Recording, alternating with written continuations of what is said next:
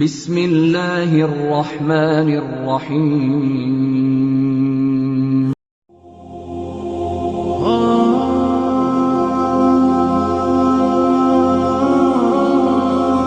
ஒரு ஃபஜ்ர் தொழுகையின் போது பிலால் ரலியல்லாஹு அவர்களிடம், பிலாலே, இஸ்லாத்தில் இணைந்த பின் நீர் செய்த சிறந்த அமல் பற்றி கூறும், ஏனெனில் உம்முடைய செருப்போசையை சொர்க்கத்தில் கேட்டேன் என்று நபி ஸல்லல்லாஹு அலைஹி வஸல்லம் அவர்கள் கேட்டார்கள்.